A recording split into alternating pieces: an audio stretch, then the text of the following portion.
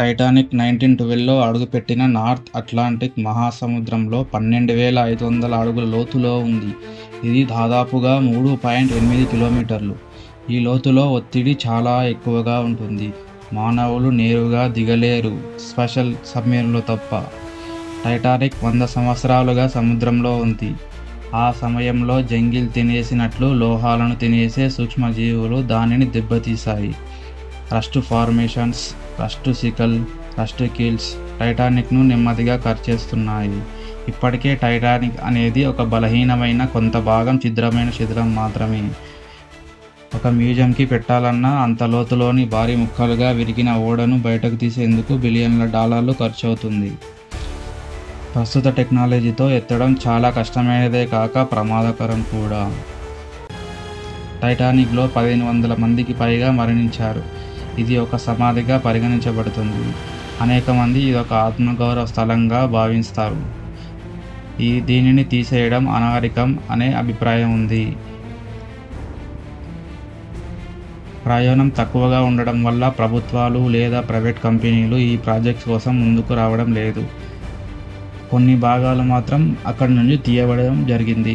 అయితే అవి కొంతమంది శాస్త్రవేత్తలు, పరిశోధకులు కొన్ని చిన్న భాగాలను, వంటకాలు, గంటలు, దుస్తులు మొదలైనవి తీసి మ్యూజియంలో ఉంచారు. ఇవి టైటానిక్ జ్ఞాపకాలుగా ఉపయోగించబడుతున్నాయి. టైటానిక్ ఓడను బయటకు తీయలేకపోవడానికి కారణాలు: లోతు, నాశనం, ఖర్చు, నైతిక అంశాలు మరియు సాంకేతిక పరిమితులు. వాస్తవానికి టైటానిక్ 2 భాగాలుగా విరిగిపోయింది. 1985లో రాబర్ట్ బాలట్ టీం టైటానిక్ను కనుగొనే వరకు చాలామంది ఒకేసారి నీటిలో మునిగిపోయింది అనుకున్నారు. కానీ అది 2 పెద్ద భాగాలుగా విరిగిపోయి 2 దిక్కులకు పడిపోయిందని రీసెర్చ్ ద్వారా తెలిసింది.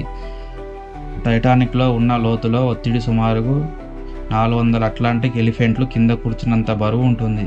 అందుకే అక్కడికి వెళ్ళే రోబోటిక్ సబ్మెరీన్లు ఎంతో ప్రత్యేకంగా తయారు చేస్తారు. ఓ ఫోటోగ్రాఫర్ తన కెమెరాను ఫోటోలు తీయడానికి ఉపయోగించాడు. ఆ కెమెరా ఆ ఘోరమైన రాత్రి నీటిలో మునిగిపోయింది. ఇప్పటికీ అది కనిపించలేదు. దొరికితే అతి అరుదైన టైటానిక్లోని యాక్చువల్ విజువల్స్ దొరికే అవకాశం ఉంది. 1987లో ఒక సాల్వేజ్ కంపెనీ టైటానిక్ను స్పెషల్ బెలూన్తో పైకి లేపుదామని ప్రయత్నం చేసింది. కానీ బెలూన్ కాన్సెప్ట్ ప్రాక్టికల్లీ పనిచేయలేదు. లోతు, స్ట్రక్చర్, వెయిట్ వల్ల ప్రాజెక్ట్ విఫలమైంది.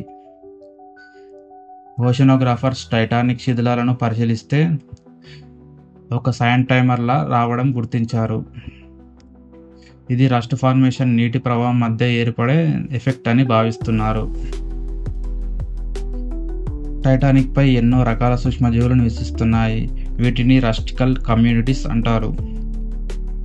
ఇవి టైటానిక్ను తినే ధాతువులను తినేస్తున్నాయి. కొత్త రకాల బ్యాక్టీరియా కూడా అక్కడే కనుగొన్నారు. దీని పేరు హలోమనస్ టైటానిక్.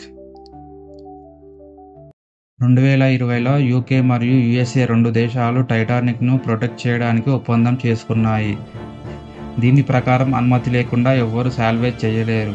బ్రిటిష్ ఇండియా నుండి వచ్చిన మసాలాలు టైటానిక్ షిప్లో ఉన్నాయి. టైటానిక్లో ఫస్ట్ క్లాస్ మెనూలోని కొన్ని వంటకాల్లో భారతీయ మసాలాలు, కరివేపాకు మరియు బాస్మతి రైస్ వాడినట్టు 1912 మెనూ ఆధారంగా చెబుతారు.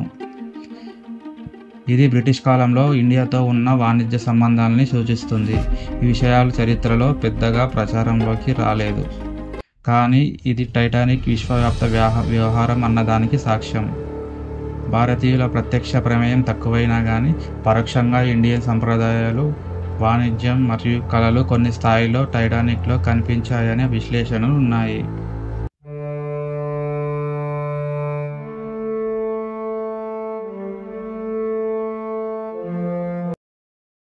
చాలా మంది సబ్స్క్రైబ్ చేసుకోకుండానే చూస్తున్నారు.